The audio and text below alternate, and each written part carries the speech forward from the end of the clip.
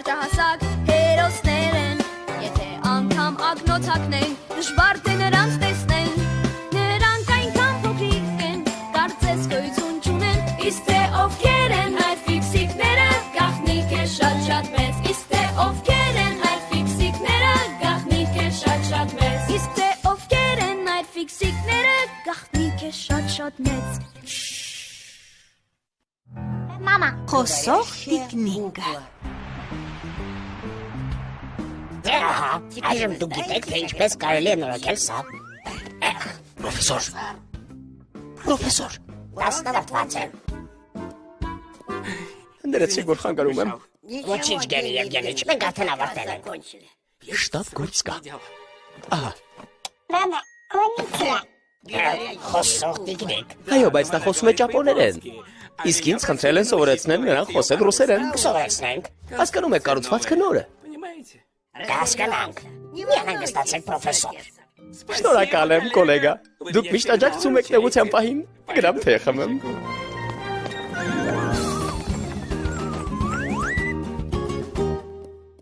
Պրոֆեսոր, ռապլեք խնդրեմ տիկնիկի մասին։ Վաղը, սա կլինի մեր դասի թեմա։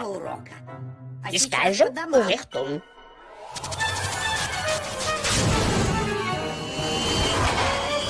Իսկ ես արդեն իսկ ամեն ինչ գիտեմ այս տիկնիկի մասին։ Ինչ ես ասում։ Ես գիտեմ ինչպես անել, որ նա խոսի ռուսերեն։ Եվ ինչպես։ Գնանք ցույց տամ։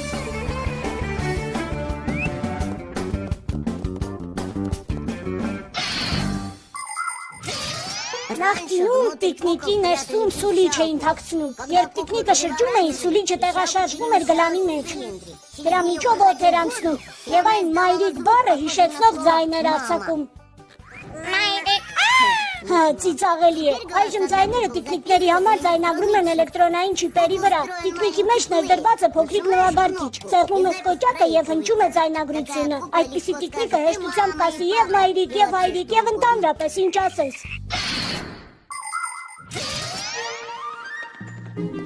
Ահա եւ այդ չիպը, որի վրա ձայնագրված է այդ բառերը։ Եվ ուղղակի պետք է փոխարինել ձայնագրությունը։ Այո։ Դե լավ, իմ գնալու ժամանակն է։ Հոպ, առայժմ։ Նոլիկ, կանգ առ, մի քիչ ավելի կատակ եմ մտածել։ Ահա։ Ես ձեզ խոստացա պատմել խոսող տիկնիկների մասին։ Նրանք տարբեր են լինում։ Մի մասը խոսում է, երբ օրորում ես նրանց, մյուսներն արձագանքում են աղմուկին։ Իսկ այսպիսի տիկնիկների դեպքում պետք է սեղմել կոճակը։ Ով է ցանկանում։ Շպուլյան, ես։ Իսկ ինչ է որ կարող եմ։ Սեղմիր։ Եվ տիկնիկը կասի քեզ մայրիկ։ Ճիշտ է, առայժմ ճապոներեն։ Շպուլա։ Ուայ, շպուլյան դա ճապոներեն մայրիկ է։ Դիտակի է։ Շպուլա, դու ինչու ես իգրեկի լուսանկարն օգնիչի մեջ չափնում։ Նա ինչ գիտի։ Ինչ է սիրահարվել ես։ Նա ողջ է։ Ես ինչ կատակներ են։ Իսկ ես ավելի լավ կատակ եմ մտածել։ Ահա։ Ինչ։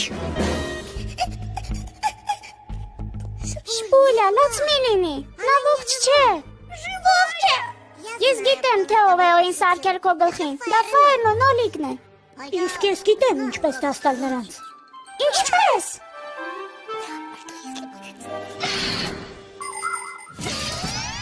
Մեր դասարանի ամենախելացի ֆիքսիկը Իգրեկն է։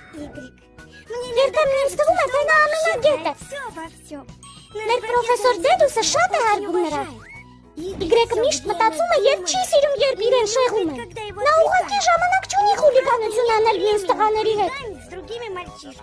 Իգրեկը նախընտրում է խնդիրները հարգել խելքով, այլ ոչ թե ուժով։ Այդ պատճառով նրա համար դժվար է լինում ֆիզկուլտուրայի ժամանակ, բայց նա այնքան հաճելի է, որ միշտ ուզում ես օգնել նրան։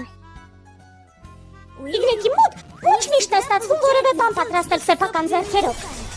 Փոխարենը ոչ ոք ավելի լավ գլուխ չի անում տեխնիկային։ Եթե ինչ-որ բան փչացել է, Իգրեկն անսխալ կորոշի պատճառը և կուշի, թե ինչպես նորոգել այն։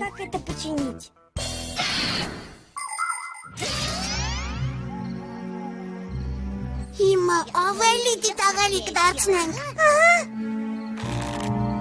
Խուլիգաններ, կրկին եկավ, հիմա ես ձեզ ցույց կտամ, կասկանաք, որ չի կարելի նամացնել աղջիկների։ Բախեցավ։ Այդպես էլ պետք էր նրանց։ Երևի մտածեցին, թե տիկնիկը վերակենդանացել է։ Իգրեկ, իսկ գիտես, այժմ ես նույնիսկ ափսոսում եմ, որ ողջ չէ։ Շպուլյա, քեզ չես գոհացնի։